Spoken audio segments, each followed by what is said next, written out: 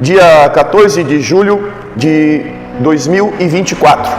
Palavra pregada, livro de Mateus, capítulo 7, versículo 15. Título: Os falsos profetas.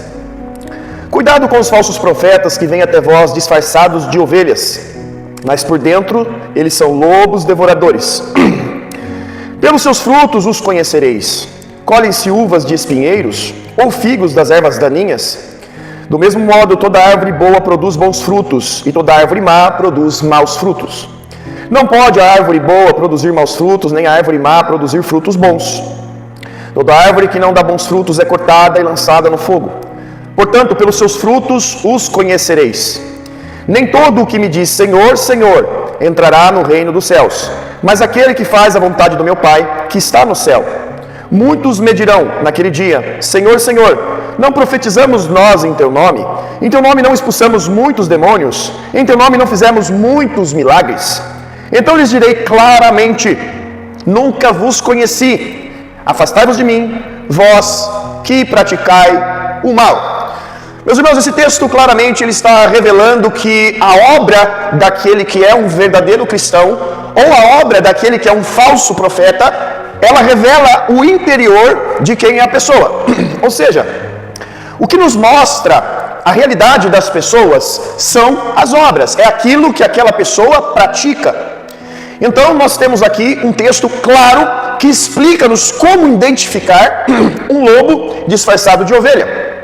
O texto começa ilustrando que o falso profeta, aquele que fala das coisas de Deus, mas não pertence a Deus, ele está vestido de ovelha, ele está enganando as ovelhas, ele está no meio das ovelhas, mas por dentro ele é um lobo devorador. Devorador por quê? Porque ele aproveita das ovelhas. Preste bem atenção. Por que Jesus aqui está ilustrando um lobo e ovelhas? Por que ele está falando que o lobo ele está disfarçado de ovelha?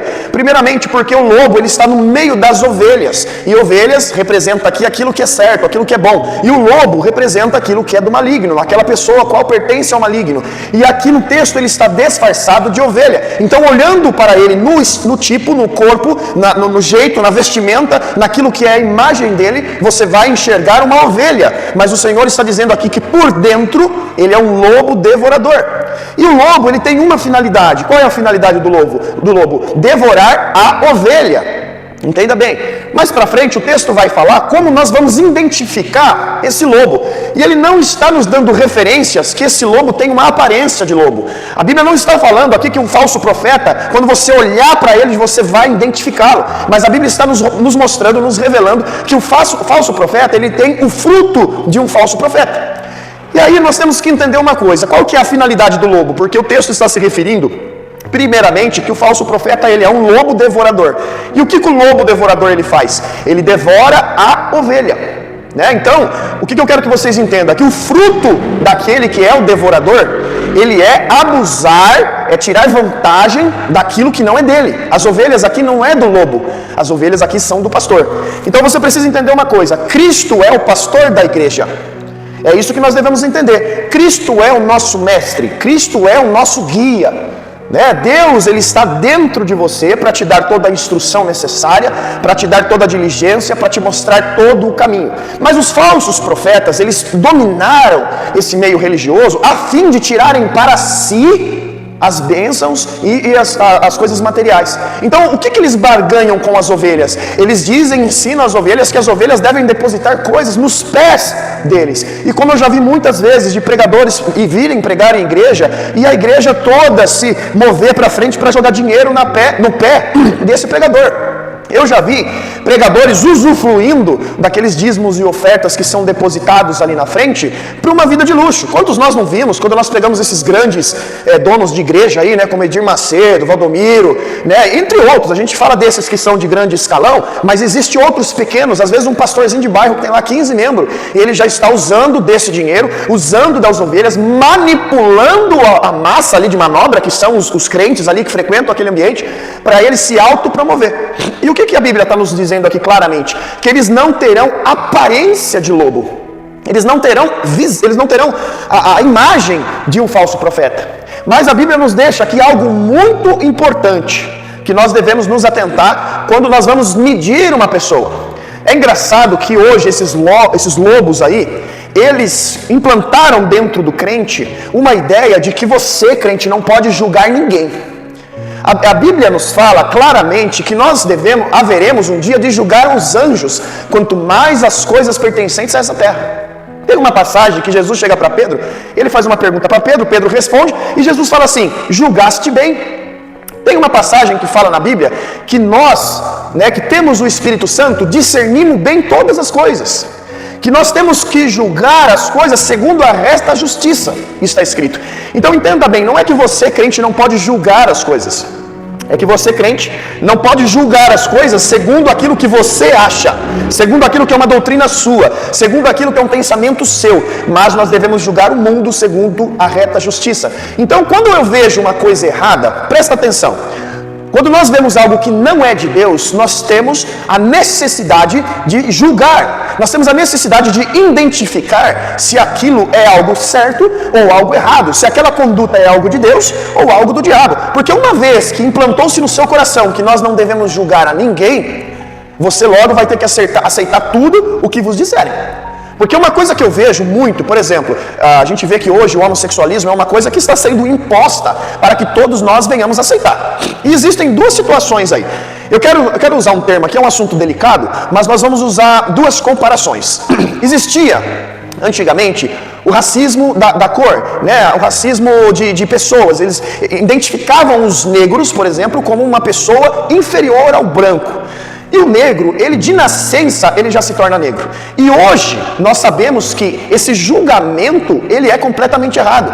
Porque nós estamos julgando segundo aquilo que é natural, segundo a aparência da pessoa. E o que acontece? Esse é um julgamento errado. Quando você julga uma pessoa porque ela nasceu dessa cor, ou porque aquela cor para você é inferior, ou porque eram escravos, ou são descendências disso, daquilo, isso é um julgamento racial, é um julgamento errado, um julgamento que a Bíblia condena. Porém, existem homens que fazem escolhas em sua vida, como por exemplo os homossexuais, onde a Bíblia os julga. Então essa pessoa que nasceu homem, ela ao longo do tempo escolheu que não é mais homem, que agora ele se sente uma mulher e ele vai agir e vai se relacionar com outro homem porque ele acha que é uma mulher. Isso não é uma condição de nascença. Então isso nós devemos julgar se é certo ou se é errado. Eu sei que isso para você pode soar como algo, como é que fala? Homofóbico o que ele está sendo. Eu não estou sendo, a Bíblia está sendo. Nós devemos entender o que a Bíblia fala. Então, como a Bíblia condena o ato, nós julgamos as situações com a reta justiça. O que eu quero dizer é, a Bíblia não condena ninguém que nasce paralítico. A Bíblia não condena ninguém que nasce negro. A Bíblia não condena ninguém que nasce pobre. Não há condenação para a condição de nascença. Então, todas as vezes que uma pessoa nasce dessa forma, ela não merece ser julgada de maneira nenhuma. Isso chama-se preconceito. O que é preconceito? É um conceito que veio antes de conhecer aquilo. Porém, nós não precisamos comer bosta para saber que bosta não presta. Só de ver, só de sentir o cheiro, a gente já percebe que aquilo é errado, que não é uma coisa de se comer. Então, quando nós vemos o homem fazendo uma escolha para o homossexualismo, o que nós percebemos? Que aquela escolha dele é uma escolha errada. Então, quando eu julgo que aquilo é errado, isso não é preconceito, isso é um conceito. Eu tenho uma opinião sobre a escolha do outro. Não que eu deva apedrejá-lo, ou chutá-lo, ou sair de perto. Não, mas eu posso definir se aquilo é certo ou errado para a minha vida. Eu posso sim julgar a escolha que o homem tem. O profeta aqui, ele está escolhendo ser um lobo. Ele está escolhendo essa direção de roubar. Isso está no coração dele. E nós devemos julgar essa atitude. Nós devemos enxergar essa atitude. Entenda bem que a Bíblia fala que o joio e o trigo, eles crescem juntos, são parecidos, e eles crescem no mesmo campo. Eles são muito parecidos. A diferença é que um tem fruto e o outro não tem. Um gera trigo e o outro não gera nada, o outro é mato. Então o que a Bíblia fala? Que segundo as obras de uma pessoa, é o que nós vamos julgar. Então nós não julgamos porque é branco, preto, japonês, indiano, nós não julgamos segundo a raça. Porque a raça não é obra da pessoa, a raça é uma obra de Deus na vida da pessoa. Porém, as escolhas da pessoa, por isso que eu citei a questão do homossexualismo, porque é uma escolha de alguém, então isso deve ser julgado segundo a reta justiça. E esse julgamento que o crente tem que ter, segundo a palavra, em relação ao mundo, é que os falsos profetas estão tirando de nós, dizendo que nós não podemos julgar ninguém. E eles usam um termo muito interessante que diz, tira primeiro a trave que está no seu olho, para depois tirar o cisco do olho do seu irmão. E eu acho interessante, o texto não está dizendo que nós não podemos devemos tirar o cisco? O texto está dizendo que primeiramente nós devemos tirar a trave dos nossos olhos. Que eu não posso julgar o irmão por ser homossexual se eu também sou. Eu não posso julgar que a atitude de roubar do irmão é errada se eu também roubo. Então o texto está dizendo que não pode haver hipocrisia, mas não que você não pode citar ou dizer que aquilo é certo ou é errado. Senão Jesus teria muitos pecados ao dizer que os fariseus estavam errados, que eles eram filhos de Satanás. Você já parou para pensar que Jesus tomou essas decisões? Você já parou para pensar que Jesus teve uma atitude de trançar um chicote e sair destruindo a mesa dos cambistas que vendiam as coisas na porta do templo? Vocês já pararam para pensar que Jesus julgou muitas atitudes dos homens daquela época? Então como que você diz hoje que julgar é pecado? É que nós devemos julgar segundo a reta justiça. Nós não podemos julgar, por exemplo, como eu fui julgado ontem por um rapaz que comentou nas minhas publicações. Está até aí. O rapaz, ele me viu pregar de short e de camiseta. E aí ele usou um termo que eu até já ouvi dentro dessas sinagogas de Satanás aí que eu já frequentei. Eu já ouvi esse termo, né? As pessoas falavam assim: como que você pode vir à igreja vestido de qualquer forma, se quando você é convocado para estar diante de um juiz, você tem que vestir pelo menos uma calça? Como que você pode vir para a igreja de shorts, né? Se quando você vai entrar, por exemplo, no fórum, você tem que estar de calça. Eu acredito que o fórum seja assim também, né? Então, se há esse respeito lá fora no mundo, com as coisas do mundo, ao entrar na presença de uma autoridade, quanto mais quando você vem à igreja entrar na presença de Deus. E eu acreditei muito tempo nessa fala. E eu cheguei a usar até manga comprida, calça de manga comprida. E nossa, eu não queria tirar a roupa nem para tomar banho, de tanto que essa religiosidade entrou dentro do meu coração. Mas um dia, graças a Deus, Deus iluminou a minha mente e me fez perceber que Deus não está no ambiente. Deus não mora. Gente, esse lugar que eu estou reformando aqui, por que eu venho desse jeito aqui? Ó? Porque eu vou pintar isso aqui daqui a pouco. Eu vou reformar as paredes. É um ambiente de trabalho isso aqui. Esse púlpito aqui, ó, eu fiz. Ele não foi consagrado no monte, e mesmo se eu consagrasse não ia valer nada, porque isso aqui foi eu que fiz, é madeira e ferro, isso aqui não tem valor para Deus. A única coisa que tem valor para Deus aqui é o meu interior, é a minha alma. É por isso que Jesus se sacrificou, é por isso que Jesus se entregou. E quando Deus me fez, ontem eu ouvi um cara muito sábio falar isso para mim, porque a gente estava conversando sobre esse julgamento desse irmão, que ele não julgou-me segundo a palavra, ele julgou segundo o que ele acha, né, quando ele questionou as minhas roupas. Mas a gente vai entender direitinho o que aconteceu. Aliás, eu nem sei se esse rapaz é irmão mesmo, porque eu desconfio que seja até um perfil fake. Tá? O perfil fake, para quem não sabe, é uma pessoa que se passa por outra. Então, esse homem falou para mim assim, que Deus nos fez, e quando Ele nos fez nu. Como então Deus se envergonha da gente se a gente não tiver com uma calça?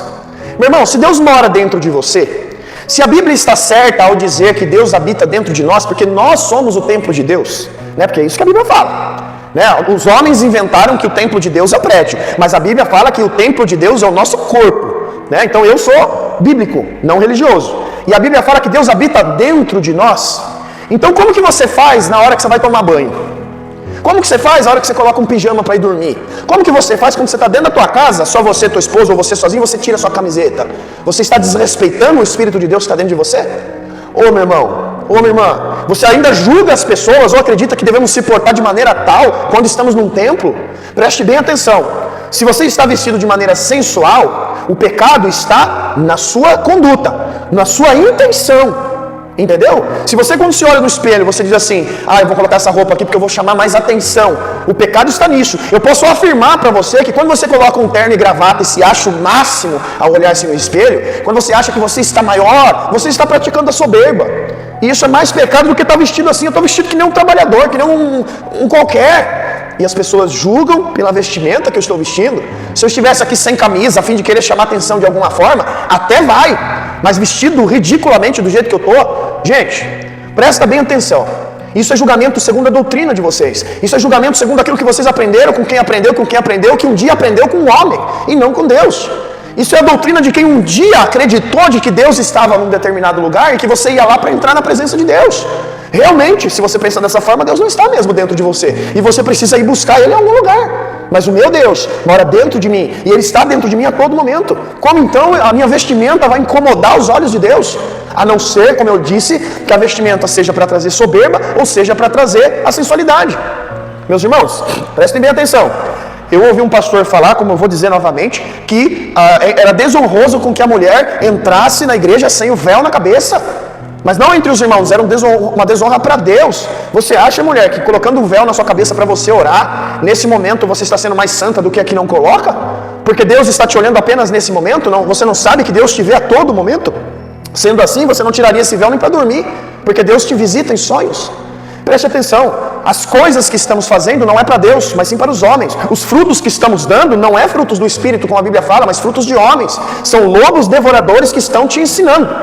E aí, para responder, para finalizar esse assunto, quando eu entrei no perfil desse rapaz, porque a gente tem que entender com quem que a gente está falando. E ali tem a opção, entrei no perfil para ver de onde ele era, quem ele era, e ele tinha 150 e alguns amigos, 154, 159 amigos, sendo na sua maioria mulheres. E o pior de tudo, mulheres que estavam desnudas, mulheres com decote de fora, meninas saindo de piscina, ou seja, dá pra ver que é um cara que gosta de ver mulher pelada, essa é a realidade. E esse cara, com esse perfil, que notoriamente, se vocês entrarem lá, vocês vão ver, porque não é, o Facebook tá lá, e a resposta que ele me deu foi uma resposta pública, então tá lá pra todo mundo ver. Então na hora que vocês entrarem lá, vocês vão ver ele falando, me criticando, me chamando de falso, sei lá o que ele falou, mas criticando a minha roupa. Só que a hora que você entra lá, você percebe quem é a pessoa que está criticando. E a Bíblia fala que pelos frutos os conhecereis. É o fruto que determina, não a vestimenta. É o fruto que determina, não a igreja bonita. Meus irmãos, você vai pegar igrejas hoje aí, que tem 1000 membros, igrejas milionárias, templos de Salomão construídos, que o conteúdo da palavra que é pregado lá não chega nem perto desse que eu passo aqui. Porque o que importa não é a aparência, o que importa é o espírito com que as coisas são feitas. E o texto vai dizer aqui para nós que árvores boas não dão maus frutos, e árvores más não podem dar bons frutos. E que frutos são esses, se não o fruto do Espírito Santo? Uma vez que você tem o Espírito Santo em sua vida, o que acontece? Tudo aquilo que você faz, tudo aquilo que você pratica é para a glória de Deus e não para a sua. Como eu posso ter recebido essa palavra gratuitamente? Como que eu posso ter sido iluminado por Deus gratuitamente? Recebido salvação, recebido livramento, recebido toda a misericórdia de Deus a cada dia, a cada manhã eu recebo gratuitamente. Aí alguém me chama para pregar o evangelho, eu falo assim, não, para mim pregar eu cobro R$2.000. De graça receber e de graça dar, não é o que está escrito? O fruto de Deus, o fruto do Espírito Santo não é paz, amor, longanimidade, benignidade, mansidão, domínio próprio, entre outras. Não são coisas boas, não são coisas que são referentes ao amor. Então, se eu amo vidas, por que eu vou cobrar para me pregar para elas? Se eu amo vidas, por que eu vou fazer um cristão pobre da minha igreja vir depositar dinheiro aqui na frente? Por que eu vou enganar os meus súditos com dízimos e ofertas, dizendo a ele que eles só serão abençoados por Deus se derem dinheiro na igreja? Ô meu irmão, nós não vivemos mais segundo a lei, nós não vivemos mais segundo as obras, nós não vivemos mais um tempo onde nós fazemos para Deus fazer para nós. Nós vivemos segundo a graça, onde nós não merecemos nada de Deus, mas pela graça Ele nos dá, pela misericórdia dEle Ele nos dá. Meus irmãos, não cometam esses erros, julguem a palavra, julguem a profecia, julguem segundo a Bíblia. Como que você pode ser um cristão de 20 anos dentro da igreja, se você ainda lê versículos isolados, se você não medita na palavra, se você não tem conhecimento, conteúdo bíblico? Entenda bem, ontem eu conversava com uma irmã, e eu falei para ela, irmã, louvores, música, não salvam ninguém. Louvores e músicas não tornam pessoas santas. Louvores e músicas, se você prestar atenção, até usei esse termo com ela que é muito interessante, porque hoje as pessoas, você aí, sei lá quem que está ouvindo, você acha que é cristão porque ouve louvor. Você acha que é cristão porque você se emociona quando ouve uma melodia cristã. Mas entenda bem, ser um cristão é ir às Escrituras. Nós estamos se perdendo com as doutrinas, nós estamos se perdendo com os ritos da igreja, com as firulas da igreja. É teatro, é música, é palestra, é curso, é encontro de casais, é encontro de crianças. Nós estamos perdendo-se com coisas e deixando as escrituras para trás. Um culto hoje tem 1h30 de louvor, 20 minutos de escritura e 10 minutos de dízimo. Preste bem atenção, o diabo está nos tirando mais uma vez do foco, que é as Escrituras. Entenda bem, se o louvor fosse algo exclusivamente de Deus e pudesse trazer santidade a alguém, o diabo, que era regente de louvor no céu, não teria sido o diabo. Então, se o louvor tem esse poder todo, o diabo não seria regente de louvor. A única coisa que a Bíblia nos fala que tem poder contra Satanás são as Escrituras. O que Jesus usou no deserto para vencer o diabo foram as Escrituras.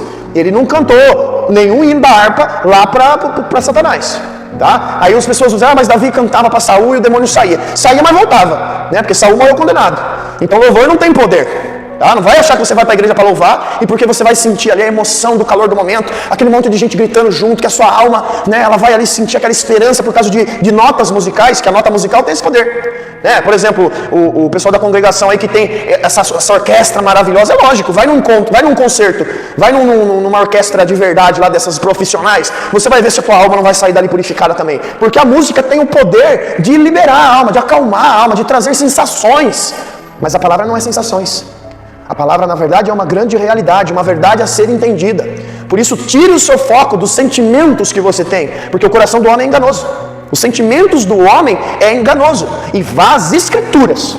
Quer julgar as pessoas, quer dizer o que é certo e o que é errado, você tem todo o direito de fazer isso, quando você enxerga nas Escrituras o erro ou o acerto.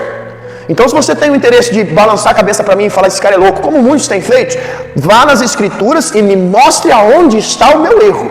Porque os fariseus, na época de Cristo, eles queriam crucificar Jesus, mas eles não encontravam uma prova que ia contra o Messias.